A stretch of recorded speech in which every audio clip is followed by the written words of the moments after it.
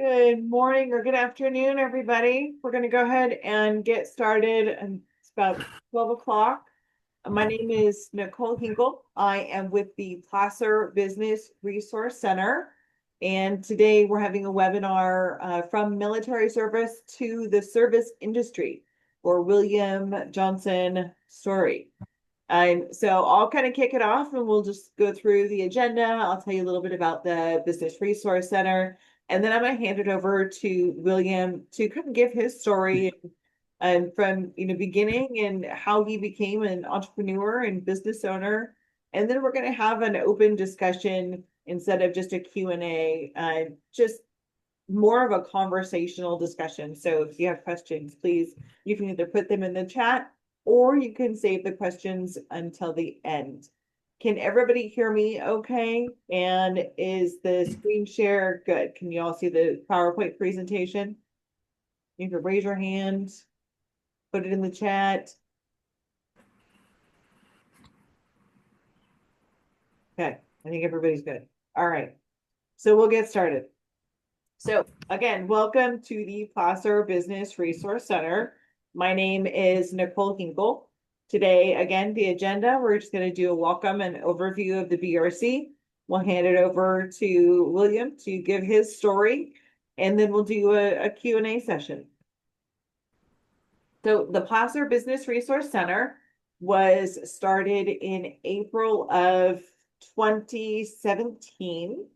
And originally, when we started, we were all in person, and we have since shifted all of our resources to virtual. However, we are open for walk-ins on Wednesdays.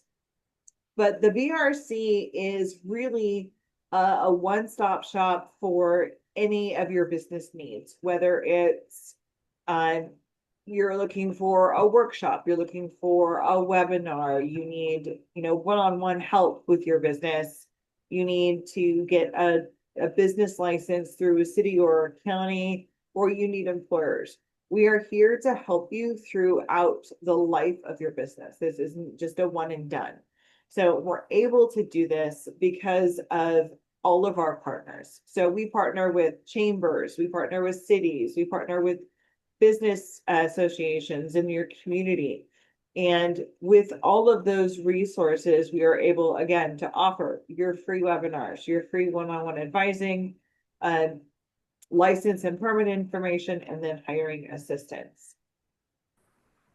So the hours of operation, we're open Monday, Tuesday, Thursday, 9 a.m. to 4 p.m. is by appointment only. Wednesdays, as I said, was walk-ins. So we're doing a 9 a.m. to 4 p.m. for any walk-ins. So doors open, come on in. You'll be talking and sitting down with me, and we'll go through whatever it is that you have questions about. And then Fridays, we are closed. Our office is located at 1000 Sunset Boulevard. It's Suite 105. There is a door on the outside of the building around the back. So if you're walking through the lobby, walk straight through those doors and hang a right, and you'll see the sign for the Placer Business Resource Center. So this is all of our information as far as our phone number and email, as well as our LinkedIn and Facebook and Instagram. So with that, I'm going to kind of go into a little bit deeper dive into the BRC and how we offer our webinars and workshops and what we can do and how we can help you with your business. So with the business workshops, we have partnered with the Sierra Small Business Development Center, as well as the Service Corps of Retired Executives and others, such as the SVA. And we have videos either on demand, or you can join any webinars on how to start your business, how to write a business plan, and how to create a marketing plan. It's kind of a, again, it's for all aspects of your business, not just one piece of it. And all those are available on our website. We have links under business resource page. at placer.ca.gov and then /BRC. You can find that there. We have one-on-one advising. That's through our Sierra Small Business Development Center. So they have over 150 different advisors within the region that they will pair you with based on what your business needs are. And that advisor will walk you through kind of step by step on how to build or grow or start creating either a financial plan, your business plan, any kind of marketing plan. Again, these advisors and the workshops are not just for one specific thing, like writing a business plan. It's they have advisors and workshops on food trucks, on home daycares, on business plans, anything and everything that you can think of, they have workshops on.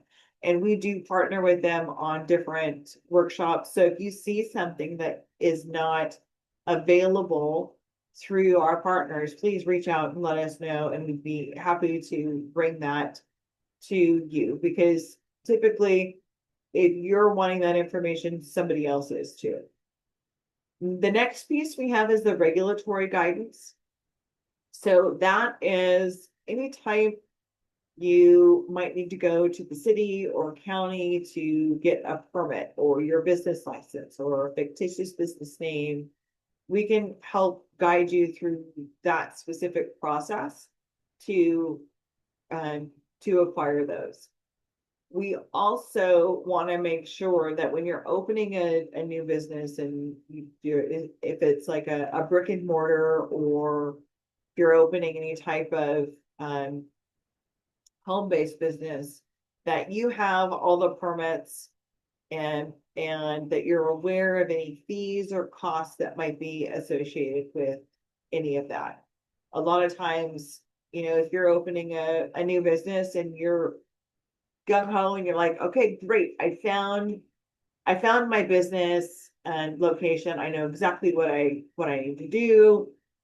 But you go to get your business license, and then you walk into the city and county and say, here you go, I'm ready to start my business, here's my business license.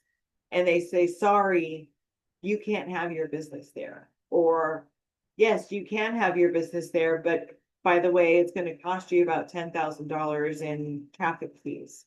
Or you have to do additions to the property as far as like commercial tenant improvements that you weren't planning. We can kind of help guide you through that process and make sure that you know exactly what you're getting into before you even start looking for a location. So that all of that is built into your business plan, is built into your financials, it's built into your timeline. So that all kind of goes back to working with the advisors and learning what you can through those workshops. And then finally, when you're ready to hire, we have hiring assistants. So whether it's through our Business Advantage Network or Golden Sierra, our outside partners, we can connect you with them, and they have programs specifically designed to help you with your hiring needs. So the Business Advantage Network, BAN, is a program of Health and Human Services. They have a program, it's called Help to Hire, which offers up to $10,500 to a business for a part-time employee. So that part-time employee would work say for 6 months, and through that Help to Hire program, that's $10,000 that is being paid for that you can actually then put back into your business. So that's kind of a one of the many resources that are available to you. So with that, that's kind of a very brief overview of what the Business Resource Center can do. Our information again, 916-770-8380 is our main line, or brcinfo@placer.ca.gov is our email for those joining and are not able to see the screen, or if there's an issue, you have that information. So we do love feedback. So please tell us you scan the QR codes on your screen now, and I'll also send these out to those who are attending. Um, please give us your feedback. Let us know what we did great, what we could have done better. Let us know, if there's more information that you want to know, if there's different topics, please let me know. We are here to serve you and to help you start your business and grow your business. And we are here to help you learn. So, also we have a newsletter, a monthly newsletter that goes out.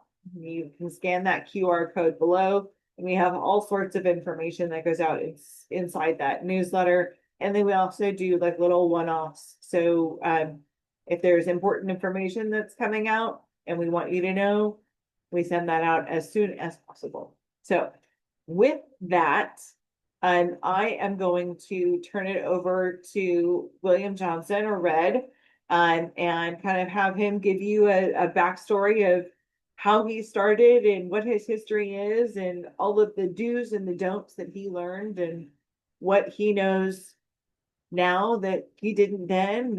And then we'll go ahead and we'll open it up for a good conversation, and you can ask your questions, and we will do our best to answer. So with that, does anybody have any questions on the Placer Business Resource Center? You can either raise your hand or you can put it in the chat, and I'll go ahead and unmute you if you'd like to talk.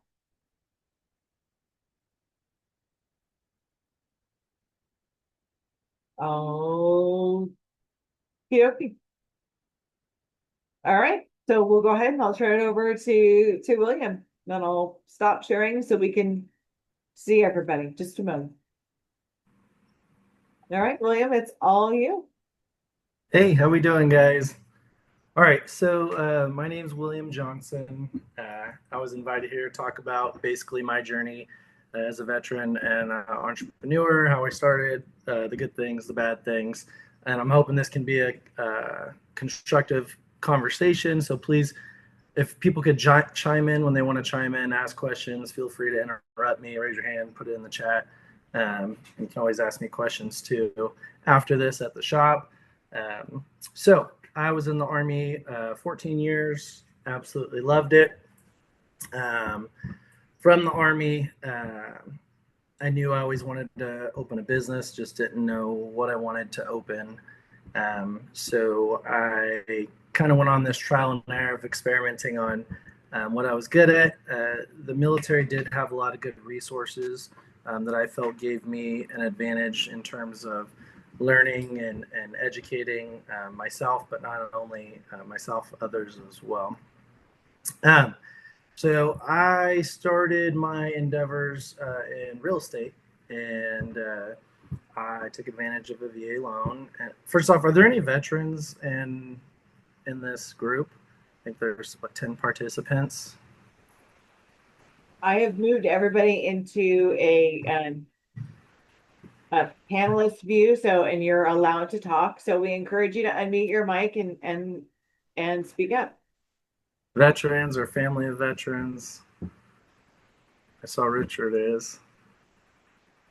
My son is active duty right now. He's in Poland. He's a chief warrant officer in the Army. Right on. Outstanding. Becky says she doesn't have a microphone, but her husband is a veteran from Vietnam. Okay. Is he a disabled veteran? He is. He might be entitled to some benefits with that. I'm sure the VSO can touch on that. Anyway, so I started off in real estate, and I thought, hey, maybe I'll be a real estate agent. Great business to get into. Did all my courses and started buying houses, and realized that while I was still in active duty Army, I could buy a house at each duty station. And so I did that for a little bit and saw some cool places. And at the end of the day, I knew I was going to come back home and start a business. So one of my duty stations, actually, I was lucky enough to be in Hawaii and fell in love with poke, which is fresh fish. And my kids loved the idea of opening a poke shop. So we started to do that, and talking to the right resources, talking to groups like this and different little huddles. And it really was like the forefront of leading me to start a business. And at the end of the day, um, it's it's never a right time to do it. You just got to do it. Take advantage of the resources you have in front of you, and hope for the best. And you're always learning. I'm always learning. Don't be afraid to ask questions. There's no question is a dumb question. We're all in this together to better the community, better ourselves, and better our business. So I started a restaurant, and super fun. Still have it. It's called Yummy Pokey. And from there, COVID ended up happening, and then we all had to learn together. And I came across an opportunity to open another restaurant. Mind you, I still don't know what I want to do when I grow up at this point. And I'm like, okay. And I was still active duty Army. So I knew I was getting out, was in the process of getting out. So I said, okay, how hard could it be? So opened up another restaurant, way over my head. But then I started working with things like, chamber and the city council, and basically figuring out all the resources that are open to me, whether from a civilian capacity or, a veteran capacity. And there's a lot of good resources out there, especially, with the SBA and local grants and things of that nature that I just didn't know.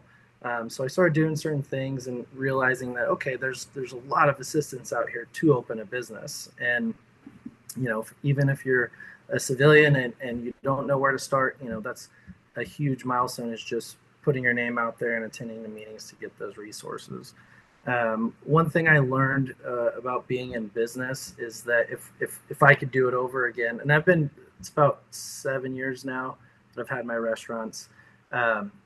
From the beginning, I was blessed to learn. I had a good leader in the military that taught me about my finances in terms of like retirement and taxes and what stocks to put my money in, all these things. So I basically took all that information and then I applied it towards my businesses. And the one thing I would say that if you can learn, it's that know about your books, right? If you're going to do a business, know when to pay your taxes, know how your payroll works, know what percentage you have to separate for sales tax, know all the ins and outs of books. And it's okay to hire a CPA or a QBO professional or someone to assist you, or if you do have an external app like QBO, to call and just sit on the phone with them and learn them. Take that first year or however long you need to kind of learn how to do a P&L and how to operate your books and who gets paid and when they get paid. Because that is like the fundamental for me of how everything works, because everyone wants a piece of your money. There's always a bill to pay. There's always taxes to pay. And once you start realizing basically how your money works for you, I think business is a lot smoother going forward.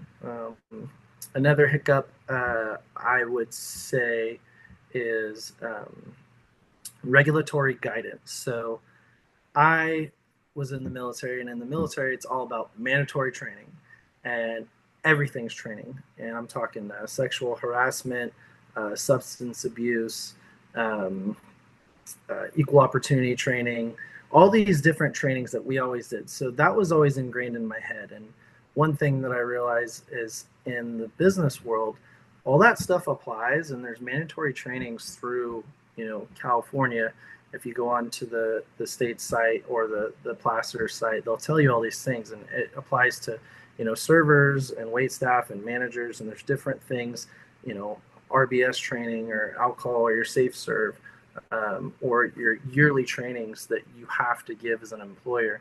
And a lot of employers don't realize this until they get audited, or let's say something happens with an employee that is disgruntled and files something against you guys. And all you have to do as an employer is check the box, right? Make sure you do the training, keep a record of it, and then hold in a safe spot. If that ever comes about, you say, no, we did the training. This is what we did. They took it. Everything's good. They say, okay, check Raj, you did great. where employers get in trouble is they don't do these trainings, or they don't keep record of it, or they don't have accountability on their payroll, or they're paying people under the table. They're not doing things the right way, and it always bites you in the butt. And I just feel like that if there was more people educating business owners on, what right looks like as a business owner, then we get on the right track and start doing the right thing, because it's hard to do things the right way. It's hard to, and I say this every day because one of my restaurants is Red's Pizzeria and Tap House, and to get fresh ingredients and work with local farmers everywhere and meet all the regulatory guidance and make sure you have a clean establishment. It is really hard to do things the right way. It's expensive to do things the right way. Chemicals cost money, and paying people, the salary that they deserve costs money. And you see why all these people are doing things illegitimately until they get caught, and then they get shut down. And it happens a lot, but do things the right way from the get. It seems like it's hard, but it works long term, and you're having integrity goes a long way in business. Anyway, so I have 2 restaurants, Yummy Pokey and Red's Pizzeria and Tap House. I had a 3rd restaurant, which I opened. It was a country kitchen in Lincoln. Unfortunately, it was a historic building. We couldn't put wood-fired stuff in there and do the things we wanted to do, so we ended up passing that one on. That's my restaurant endeavor. I worked for the DoD for quite a while, and that was super awesome. I also run heavy equipment, and we contract with CAL FIRE. So anytime there's big fires around California, I send my equipment out there and work with CAL FIRE and do that. And I guess in business, it doesn't matter what business you're in. My biggest piece of advice is don't be scared of the unknown. Just go for it.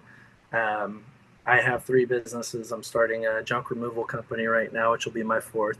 Again, still don't know what I want to do when I grow up. I'm always exploring different things to do, taking advantage of all the knowledge and the resources that I have for me.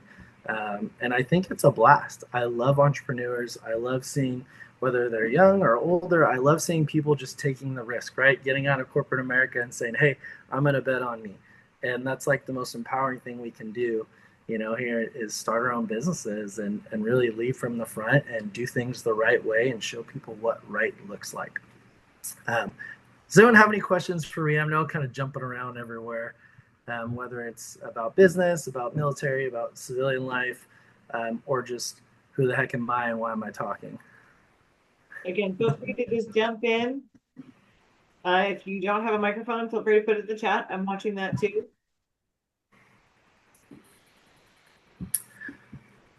All right. Well, I have a question for you. Yes.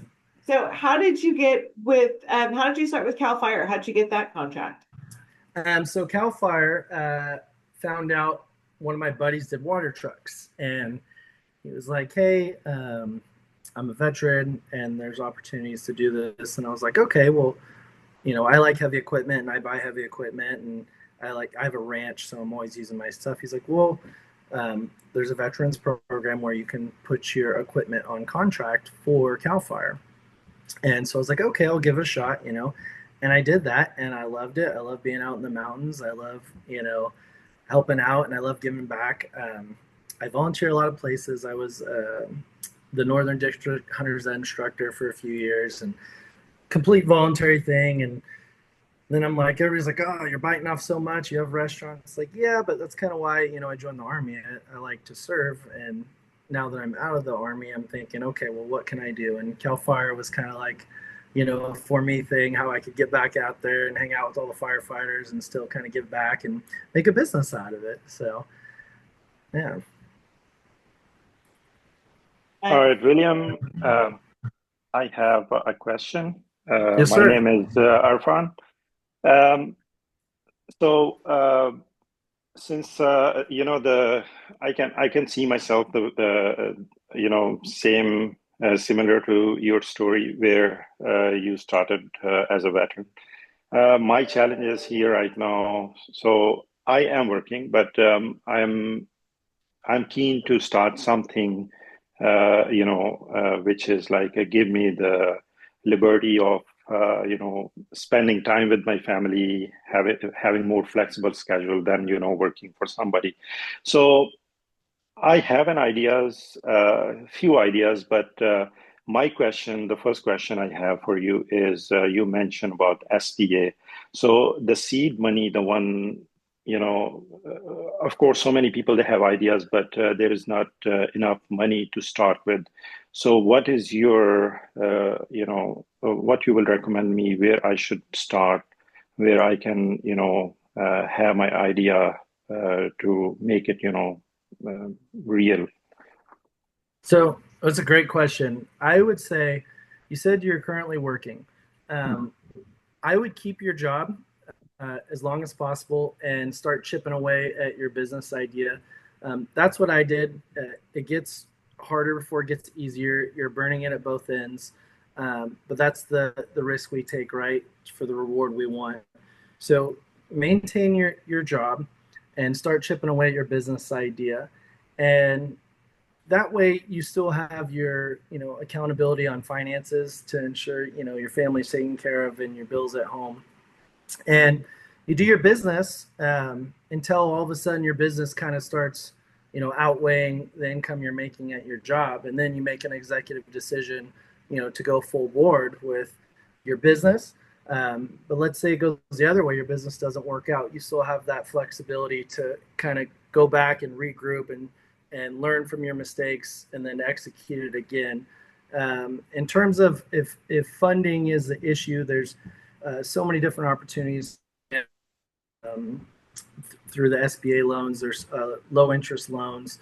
I personally, I try to stay away from loans, and if I can chip away at it, on my own, I would do it that way. But we all can't do that. But in terms of doing the business, I would say go for it. Figure out, where ground one is, and just work your way up and keep knocking out those milestones until you've achieved, your comfort level of success. Does that answer your question a little bit there? Yes, you did, and I think that's a good, advice to keep my job and keep working on the side for my business. Um, but if I have any business plan, for example, and I would like to go to the SBA, of course, I mean, I'm thinking the same way. I don't want to get into the loan thing. But in case if there is a situation where I have to go, so is that something SBA would be asking for a business plan to show them how they So will evaluate? yeah, so any lender is going to ask for a business plan. Um, I would say go to friends and family first before you hit a bank. And once you've exhausted that, then yeah, go to a bank with your idea, and they'll run all the financials and everything and pre-approve you for whatever percentage and interest rate, and then you go forward from there. Um, but a lot of times, if you are starting a business, you can work with property management on getting a grace period on your first month's rent, or if it's a restaurant, a lot of businesses will give you, a net 30 or a net 60 or 90. Say, hey, we know you just started. We're going to front you basically 90 days worth of product until you start bringing in, income, just depending on what the business is. But yeah, the first step would be to contact the SBA, that you can send them an email and get a pre-qualification letter. And you can do that at a local bank too. You can get pre-qualified for a business loan. And banks want your business, so they'll give them to you. Yeah, I also recommend, and you can reach out to us and I'll connect you with the Small Business Development Center. But and so within the SBDC is their acronym, and they have a whole funding finance center. And with their advisors, they'll look over your business plan, they'll look over your financials, and they'll get you ready for a loan if that's what you're needing. So with that, so they can kind of help put everything together and make sure that you have all of your ducks kind of in a row and that you're ready to move on to that next step so that you're not going to a bank or any type of lending agency without everything that you need. That way you have a really good idea of kind of where your business stands too.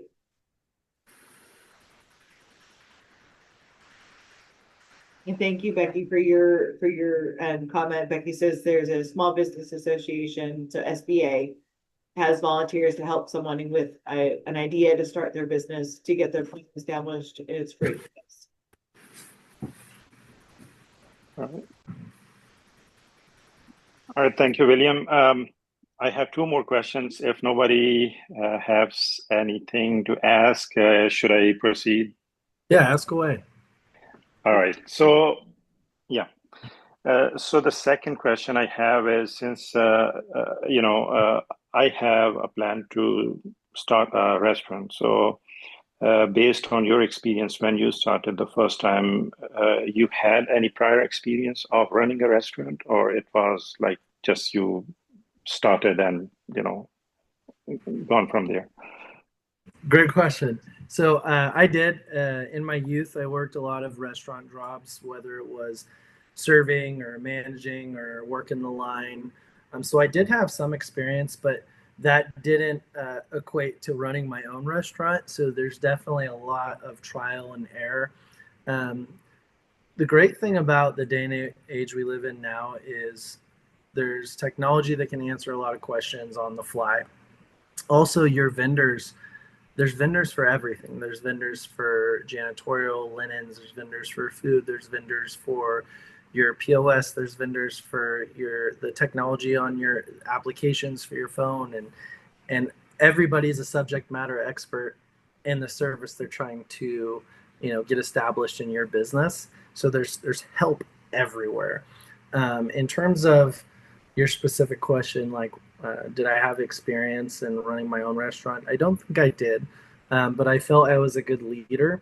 And in terms of owning a restaurant, I believe that we are servants, right? We are doing something because we enjoy it and we want to serve others and have them experience what we enjoy so much. So I was fueled by passion rather than profit.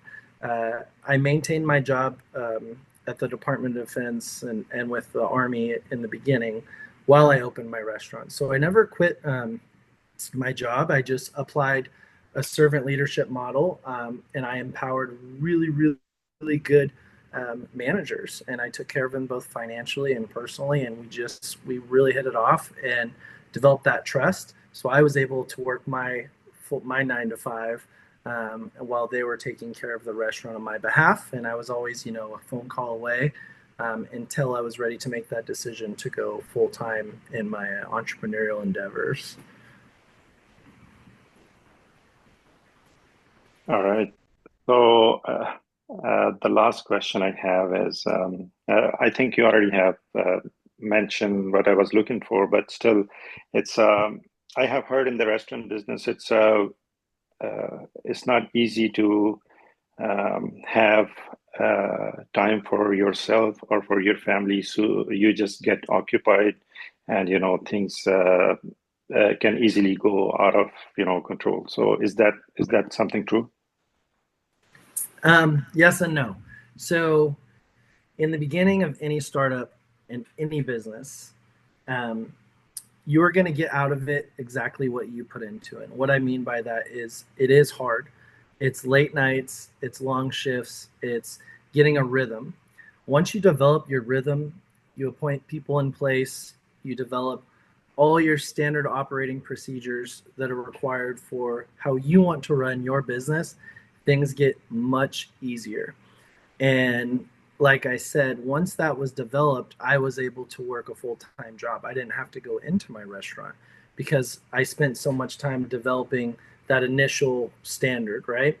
And so depending on how you run your business, how active you want to be in your business, it's okay to be an absentee owner, but you have to have systems in place, and you have to have people you trust, and you have to genuinely be passionate about what you do.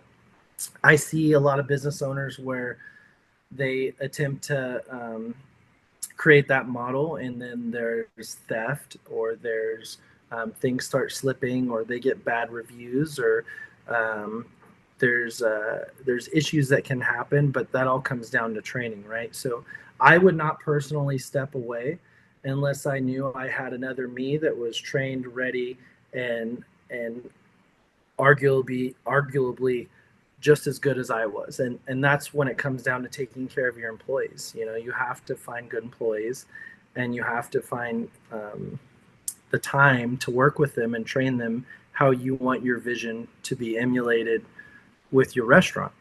If you're not able to do that, then yeah, you're going to be living there and eating there and sleeping there, and it is hard on the family. But you know, make sure you have a good support system at the house, and you know you're doing this for your family. There is a light at the end of the tunnel, so just don't give up.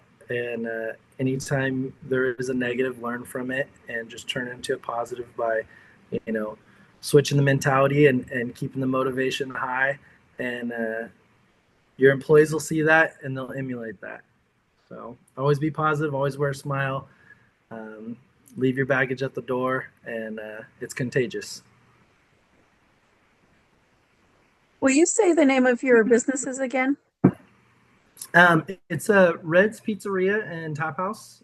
It's in Rockland on the Blue Oaks Town Center, right next to the movie theaters.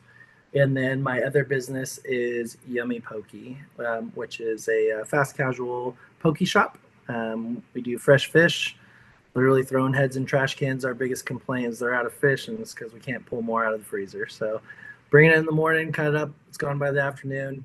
And I love it. Same with the pizzeria. We go till we're out of dough. We have a naturally leavened mother dough that we use. We don't fake the funk on anything. No freezers. We make our own sausage. We're doing mandolin on our produce. We do farm to fork. Our farmers drop off produce first thing in the morning. And that's how we do it. If you're familiar with the places, if not, come down. I'm usually there. I pop in and have a beer. We'll talk business. I'm happy to answer any questions or help in any way I can. Where's the Yummy Pokey at? It's right next door to Red's. Oh, okay. Okay, Yeah, perfect. Excellent. Thank you. you're very welcome. And if you want to check out our social media, it's our Instagram's Red's Pizza Rockland. You can kind of see everything we do and how we work our business and our team. Um, I will say too, that's a big part of business now is social media. And you know, I'm old school mentality. You know, I didn't have a smartphone until I started opening restaurants, and it you have to engage with your community, whether it's on forums like this or social media platforms or networking events in person. It's very, very important to any business. We do a lot of donations. We still do. We do the 1035 Foundation for fallen officers. We do any memorial service, and you know, I donate my time, my product, and my payroll to those events. And that's something I do for the community, but I feel it's also important just to show face, right? You want to be a long-term restaurant or business or staple in your community. Well, you got to bleed with them a little bit. You got to, you know, spend time with them, and you got to give back to them. Same as this right now. You know, I'm donating my time, just kind of getting to know you guys because I want you to know me just as well, and I want to be a resource for everybody and help out my team. And you know, I had a lot of people from the county come in and have lunch the other day, and it was awesome getting to know everybody and meeting faces and learning, and met the mayor, and it was a blast. So get involved. Don't be scared to jump in head first and be a part of it. You know, wear your business with pride and be the spokesperson for it. Yeah, the chambers of commerce are also a really good resource to getting connected into your community too. Anybody have any other questions for William?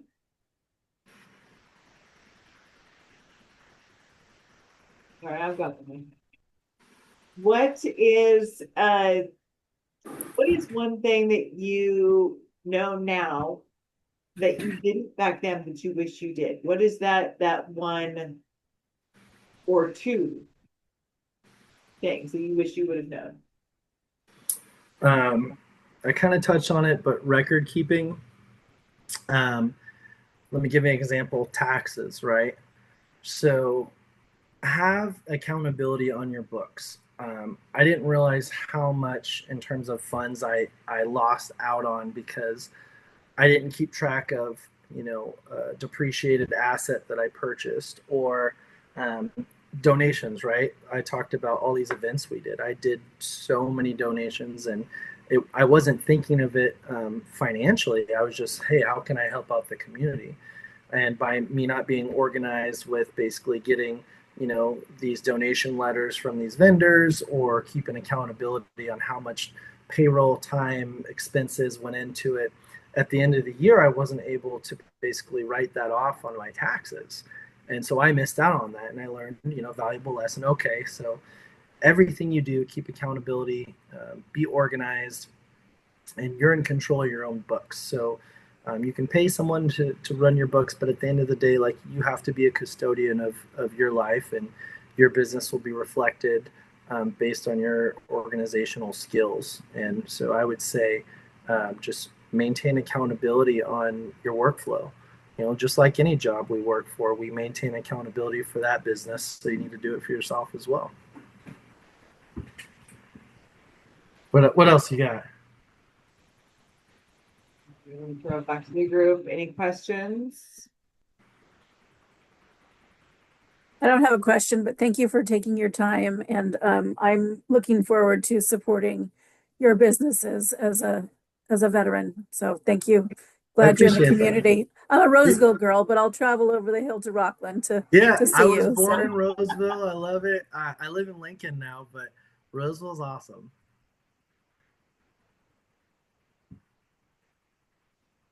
Okay, so with that, we're a little ahead of time.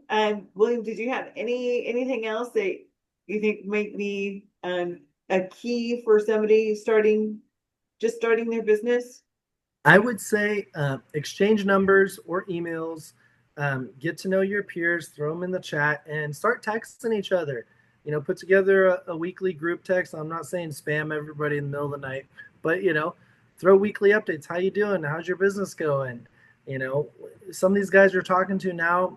There was one guy I talked to a couple years ago, and he needed to borrow money, and let him borrow some money. He wanted to buy a camera and everything, and fast forward now, he's this huge, very successful clothing company, very famous on the social media as an influencer.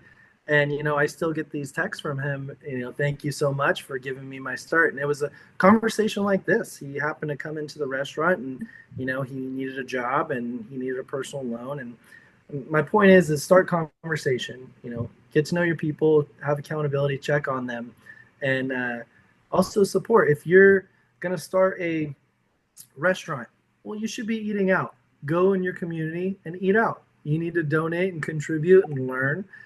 Whether it's a clothing company, go buy clothes from clothing companies. If you want to open a print shop, go purchase materials at different print shops. So you can't be you gotta give back, you gotta explore, and you gotta be a part of what you want to grow. So I tell people, they think of other pizzerias as competition. It's not. Pizzerias all love. I wish everybody would come together and see that there's no competition here in business. We're all supporting each other. One team, one fight, and develop a better product together. So exchange numbers. Very well said. Very well said. And Becky put in the chat, she says, one great lesson she learned from a fellow is a mantra: profit is to business as breath is to life. I.e., if you can't make it provide for you, then you most likely won't be able to continue in that business. And it's very true. Very true. Okay, well, with that, please, anybody, if you have questions, something comes into your mind after the webinar, feel free, email us. I put our website into the chat. Reach out. We're here to help you. And if I don't have the answer, I'll point you in the direction of where you can find that answer and where you can get that information. And as William said, this is just a wonderful community and resource. And we hope to see everybody succeed in starting and growing their business. So with that, one final, anybody have any questions?